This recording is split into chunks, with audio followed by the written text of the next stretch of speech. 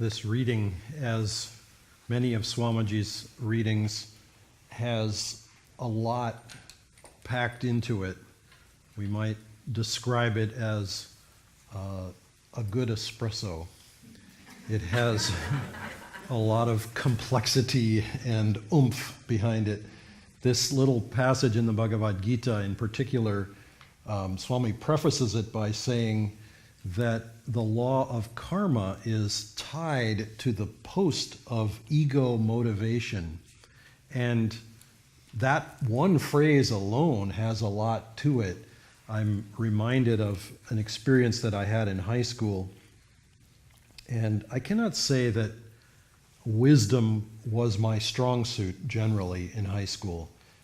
However, there was one time when wise words came out of my mouth in a particular class that I had, and I will add to that I had no business speaking wise words, but nevertheless they did come out.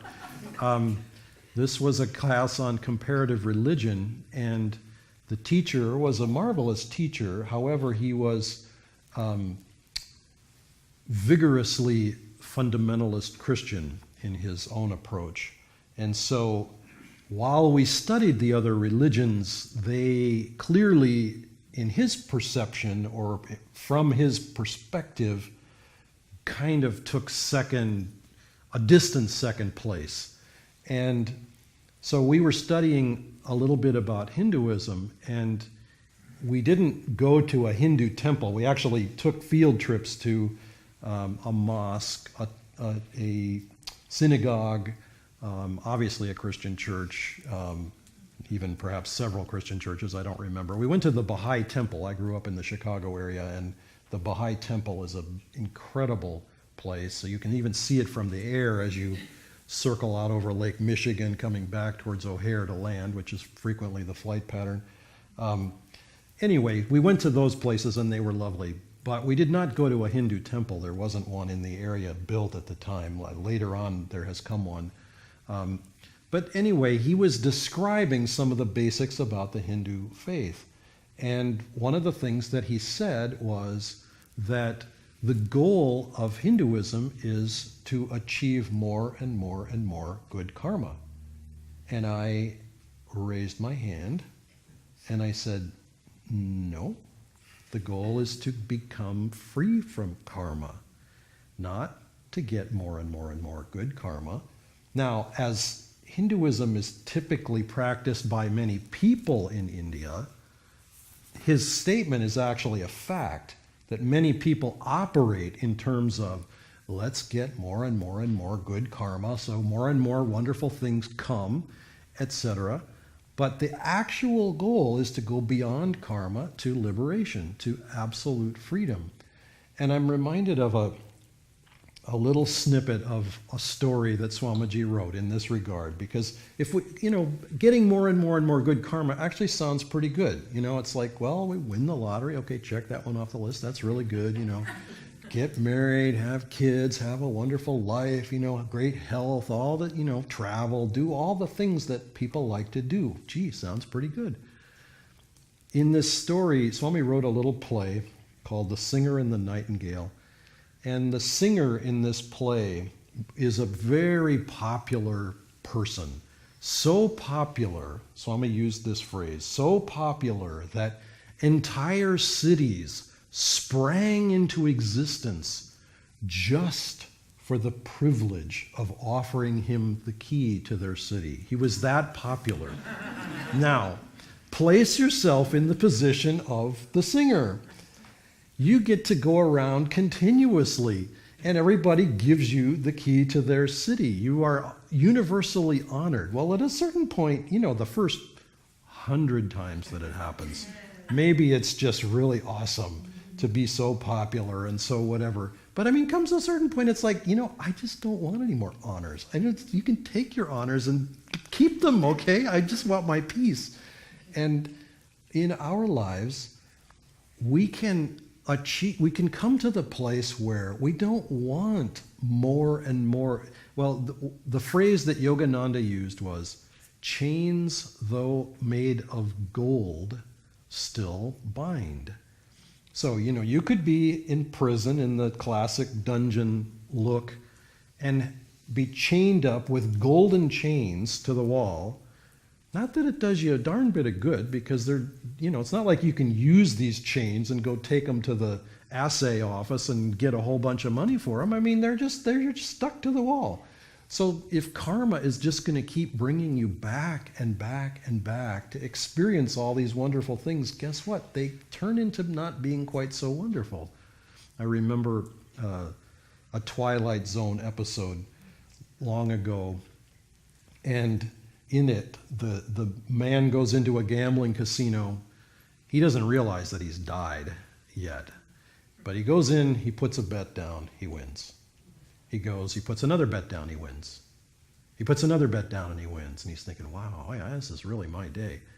He puts another 100 bets down. He wins every single one of them. And he's starting to scratch his head, and it finally hits him. Oh my God, I have died, but I went to the wrong place, because I can never, ever lose a bet. It's just going to be forever, always the same. And we strive for something new. We strive for something growthful.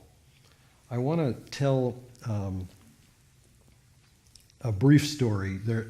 This reading talking about the law of karma and sort of how it applies in negative ways. So, for example, the example of this materialist who gives the, quote, clabbered milk to Trilanga Swami, and he gets his comeuppance. Well, we read countless stories like that, but there's an interesting one that happened to Yogananda, as it happens also.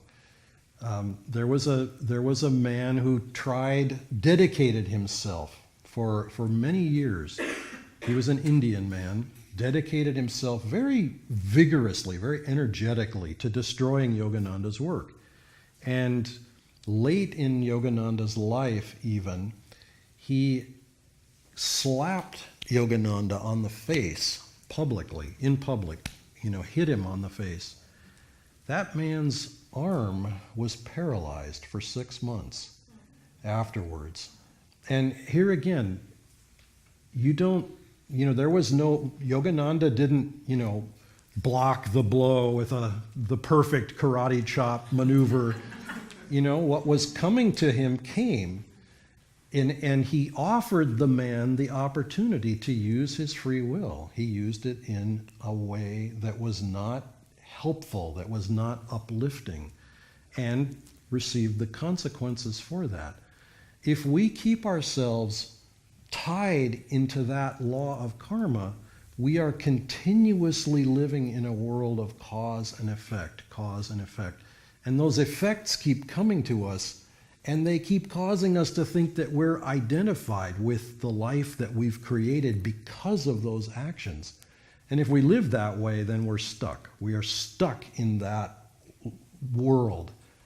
The story that I wanted to tell is of I have a twin sister. This is a family story, but it's an interesting one because of the approach that these people took. My twin sister's godmother was a woman named Marie Hoyer. And Marie Hoyer in the 1950s, and in the late 40s, took nurses training. She had graduated. Pathways into marriage were not interesting to her at that time. She wanted to have a career. There were not a lot of careers open. She didn't go to university, but she took nurses training. And during the time that she was working as a nurse, one of the local heroes came into the hospital after suffering a very serious auto accident, and he was paralyzed from the neck down. And he had been in college. He was a football star. Very difficult situation. They ended up falling in love with each other and getting married against the family's wishes. And she was a very bright, energetic, very intelligent person. My dad used to tell the story of how she could be sitting at the kitchen table, and this is a house he he had 5 older sisters, grew up with 5 older sisters. She was the middle of them. And she could sit at that table reading a book and completely ignore the swirl around her. 6 kids, 7 with the older brother, but he was gone because he was too much older. She could focus entirely. So they got married. He in a wheelchair, paralyzed from the neck down. They created a business. And those of you in the medical profession will perhaps recognize the name Hoyer, because they created the lifter that became world famous. And Ted Hoyer wrote a poem, which I didn't bring with me, and I won't quote it verbatim, but I will describe it. The poem is called My Happiest Day. And he basically lays out, he couldn't write in the traditional way. He could write with his mouth. He used a pen that was in his teeth. But he wrote this poem, or perhaps dictated it, describing how when a young man is unable to walk, he has to operate with the simple joys of life. He has to appreciate the call of a bird, the beauty of the sunshine on the leaves outside. And he has to appreciate that somehow God is operating even through his life that has not gone in the way that he perhaps would have hoped or dreamed, but he was able to marry a wonderful woman, and he only lived for about another 3 or 4 years, and then he passed away. She now saddled with a lot of debt from all the medical procedures that he had had, and from the starting up of this company, which was just in its infancy at that time. He was very talented at design. They worked to create the metal shaping. He helped with the architectural drawings of it, but then he passed away. She had a fledgling company and a lot of debt, and was a single woman in the state of Wisconsin at a time when, in the 50s, when women did not operate businesses by themselves. She not only paid off all that debt and made the business successful, she was honored by the state Chamber of Commerce in Wisconsin for creating this business that hired handicapped people and, served the public in a very broad way. And her influence, it's just interesting, from the perspective of these years. She's passed away now some years ago. But to see how the influence, the karmic influence, passes down through the generations. And she and my dad worked together. Here again, the usual rule of thumb is you don't go into business with a sibling. That's just asking for trouble, And he was very close with her. They took the chance and they really made it go. They really made it work. He could see that the business was holding its own, but that it could be much, much bigger and more successful. And that was not her skill set, but it was his, and they worked together in a beautiful way. I tell that story because in so many ways, in so many situations, life deals us something that appears to be, we would call it negative in some way. And there's a call on the inside of us that says, I will overcome this. I will work with this in a divine way. And that call is the call of discipleship. And I'm going to segue into, we're going to do a little ceremony in a few minutes.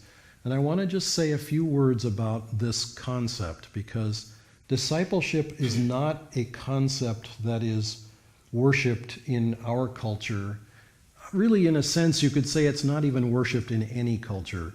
Certainly, India has the concept of disciple and guru, but gurus tend to be worshipped and disciples tend to be ignored, or at least sort of set aside. And Swami rather gave us a different example, because Swami could have easily been the guru in the world that he operated in. He was still honoring Master Yogananda after 60 odd years of discipleship as his disciple, making his message and mission known. And we, all of us, are blessed by that discipleship. And it passes through us, this image. It may sound a little bit trivial, but hopefully you can see it and feel it as I grasped it. There's a little toy that perhaps we've all seen. 5 little balls hang from a string. And if you lift one of them and let it go, it comes and bops into the other 4, and one ball comes off the other side and raises up and comes back, and the other, it sort of goes like this till it finally comes to a stop. All of those balls in the middle are sitting perfectly still.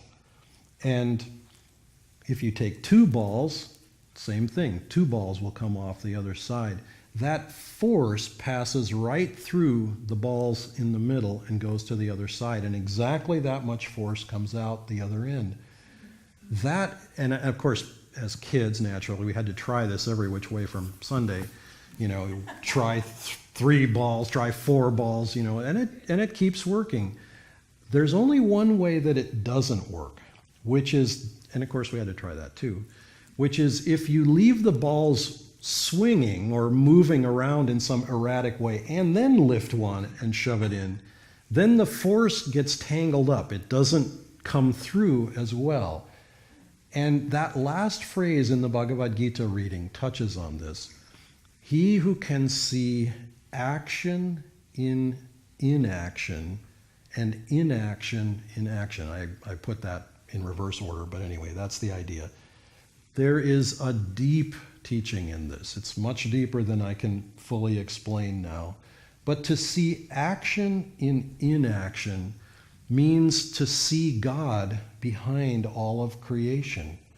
God is beyond creation, is perfectly still, but to see his energy moving. So his energy is what lifts the ball and pushes it and bounces into the other side.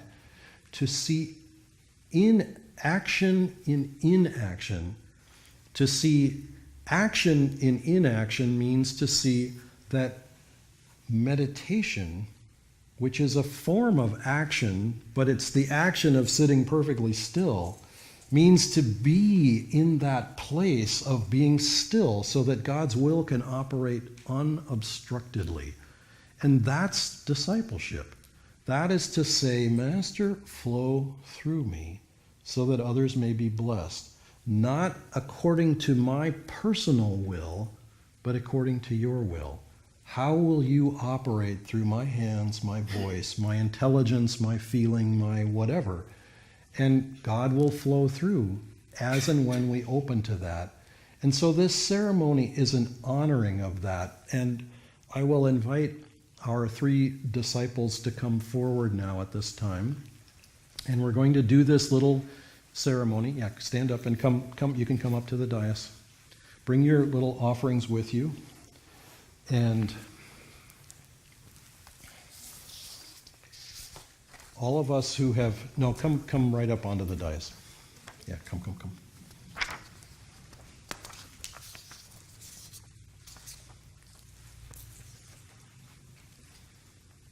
Yeah, come.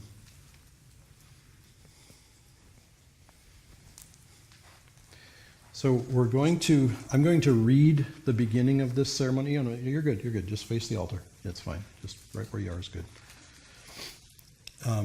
And I will ask you to listen first to this beginning part of the ceremony, and then in a moment you can repeat the vows out loud. And I will ask all of us who are here witnessing this to add your blessings, your prayers, your love and devotion to this. So only listen, even though this prayer is typically done responsively. This part, just listen to this, and then I will explain when we begin repeating out loud. Heavenly Father, Divine Mother, Friend, Beloved God, Jesus Christ, Babaji Krishna, Lahiri Mahashaya, Swami Sri Yukteswar, Paramahansa Yogananda, I bow to you all. And this is the voice of each of our souls, so listen to these words very deeply. Divine Mother, I come before thee today, having long sought thy eternal light, long pondered the eternal truths, long followed the winding path that leads to thee. I have walked with my own strength, all too seldom with thine. I have walked with the thought, I want this from life, these answers, that guidance, this pathway or that. But I have seen that as often as I made claims on life, it eluded me. As often as I presumed on thy will, it turned away from me. Ah, too long, Mother, have I sought thee for myself, not for thy love. I know now that without thy strength added to mine, infusing it, I shall never find thee. Thine is the power, the grace, the infinite glory. With loving faith now I seek thee through the ray of thy light that thou hast offered me. I will ascend to thee not by my power alone, but by the power of thy infinite love. I am thine, Mother. Be thou eternally mine. And now I will ask you to repeat these words out loud. I'll just say a few, and you can all three of you can repeat these words together, okay? I offer myself in service and devotion to your cause and to the ray of the divine light as it is represented by your channels, Jesus Christ, Babaji Krishna, Lahiri Mahashaya, Swami Sri Yukteswar, and Paramhansa Yogananda. Accept me into this family of self-realization and make me also, through them, an instrument of thy blessings. Thus as I receive, may others be blessed also to receive. I will join my energies to those of my Guru Bhais, my spiritual family on earth. I will cooperate with them, and especially with the living representatives and guides of my divine line of gurus. Discipline me, guide me, purify me. Teach me to attune myself to thy ray until at last, through daily meditation, service and devotion, I unite my soul with thy infinite spirit.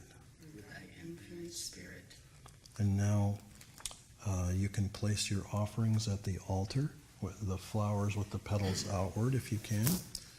And the flower and donation the flower symbolizes devotion.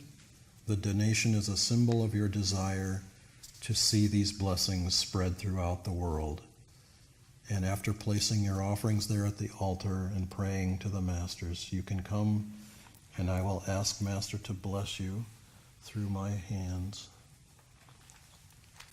And Nirmala also sends her blessing. She is not well today and is not able to be here, but so you can come, Louise.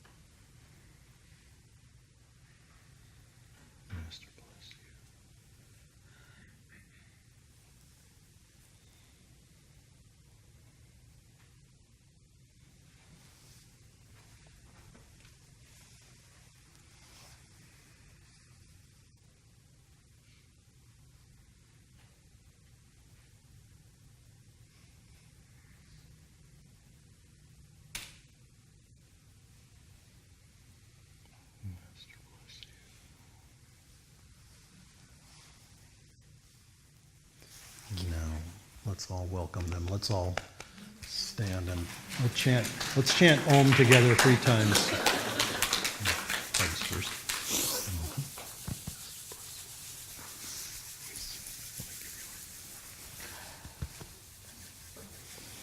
Master bless you. Okay, let's send our blessings.